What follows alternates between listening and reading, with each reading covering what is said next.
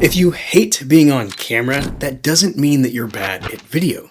Check, check. It probably just means that you're making your videos the wrong way. And this is especially true if you're a clinic owner, consultant, provider, or a service-based expert. Because the goal isn't to become an influencer. It's about building trust with someone before they ever book a call, schedule a consult, or take the first step. The problem is, the second it's time to record, everything just gets kind of weird. You sit down, you look at the lens, you try to sound natural, but then you start to think, do I sound okay? What do I even say? Do I look okay? Does this feel too salesy? And is anyone even going to watch this? And I see this all the time with some super smart, incredibly qualified people who, in real life, can explain these things with ease on a daily basis. But as soon as you introduce the camera, it's like every valuable thought in your mind has vanished. It's like everything you've learned has escaped you. So the issue is not that you have nothing valuable to say, it's that the whole process just feels forced. It feels overwhelming and it lacks structure. So in this video, I will show you how to make videos even if you hate being on camera. Talk about why confidence is not a requirement to get started, and we will make the entire process of creating videos so much simpler. So let's start by reframing the problem. Usually when people say, I hate being on camera, they mean something a bit more specific. Maybe they hate hearing their own voice, they hate watching themselves back, they don't want to look like they're trying to become some influencer, they don't want to be judged, and honestly, all of this makes perfect sense. I experienced these same things too, especially when I was first getting started. And truthfully, a lot of people approach video as if you have to perform, and that creates a ton of pressure. But the goal here with these videos for your clinic, your practice, your business is not to perform, but to provide value, to help. And this shift matters because the end goal is not how do I amass a ton of followers, but instead, how can I ensure that what I'm delivering is truly useful? It has utility, it has benefit, it has value for the person for whom it's intended. Which brings us straight into the next challenge. Stop trying to be impressive. A lot of people think a good video means high energy, a ton of charisma, this camera presence that we see the big creators have, and that's simply not true. It's not necessary. Sure, if you're trying to become an entertainment creator, that may matter more, but you're trying to create an asset for your business. And if you are the expert in your space, if you are qualified to do what you do on a daily basis, you're simply creating these valuable assets for the person you're serving. You are already the expert. You are already knowledgeable. You're simply translating the things you've learned through video form. Because the questions that are being asked when someone's watching your video, it's, can I trust them? Do they understand my challenges and problems? Can they help me? Can they provide a solution? Do they know what I'm experiencing? If all of these questions can be answered in your video, you don't have to become an influencer. You don't have to perform and impress. Let's say, for example, someone's looking for a video about their symptoms. They have low energy, low drive, they have hormonal symptoms, they're just feeling unwell. They're not looking for someone to perform on video. They're looking for someone to answer their questions, to meet them where they are, and to provide a solution. Okay, so if the goal is to be useful in video, how do we account for feeling awkward on camera? How do we account for our camera presence? Well, the worst way is to focus on the camera first. So if you sit down and you think, okay, I need to make a video, you immediately start spiraling and you think, what should I say? Do I sound okay? Do I look okay? Is anybody going to watch this? Who's even going to care? Why should I be the one creating a video? Who am I to be speaking to a camera and publishing it on the internet? And just a pro tip here, I'm not saying ignore all of your production. I'm not saying ignore the camera and the lights, but those should all be accounted for before you start recording. I have a simple pre-recording checklist that I will attach for you to make all of those things simple. You check the list, everything's accounted for, and then once you hit record, you can focus on the things that matter most. You being present in your video, delivering value, sharing what you already know for the person that you're trying to serve. So instead of focusing on the camera, we should think about the person. Who is this video for? You're thinking of all the questions they're coming with, the things that you're answering on a daily basis in your clinic, in your telemedicine visits, with the people that you're already serving.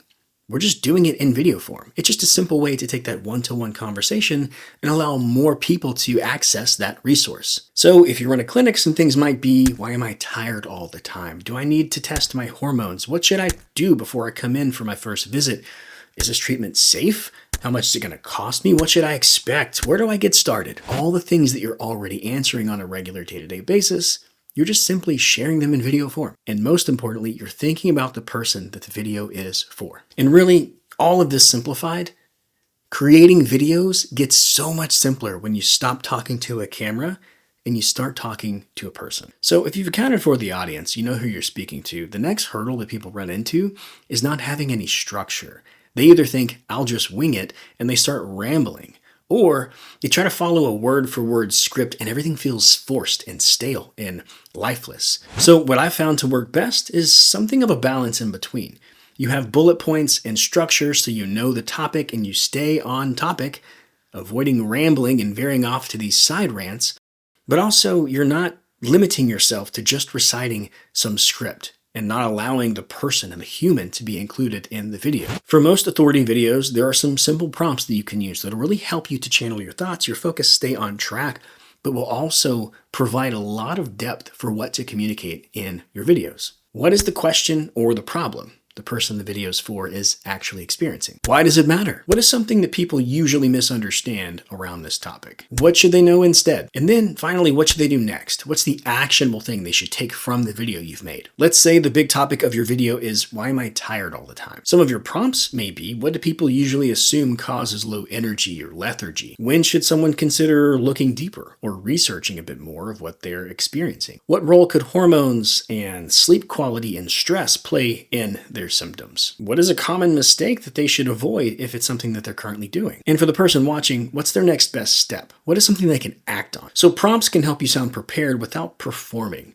It allows you to stay focused on the person that you're making the video for and not just be reciting in a very robotic, stoic, stale manner. It leaves room for life. It leaves room for you, but it keeps you focused and on track.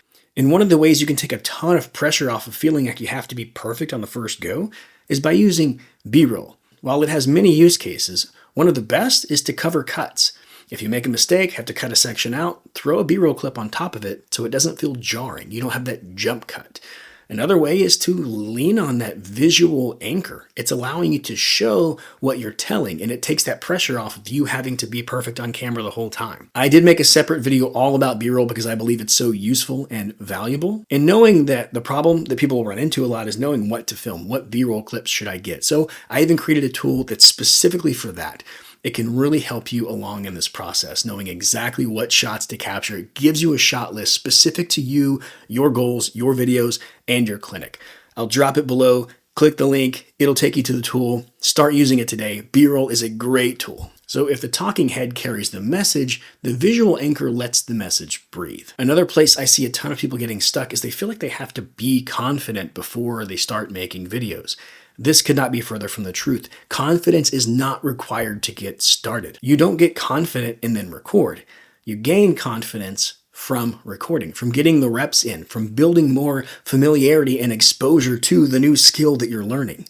It comes with time. It comes with finding your voice, finding your style, your cadence. What's your communication style? What's the setting and environment you prefer to film in? What time of day works best for you? All these little things play a role in making you feel more confident and comfortable on camera, and you can only discover them after you're already getting the reps in, after you're already doing the thing. So do not wait to feel confident before recording your videos.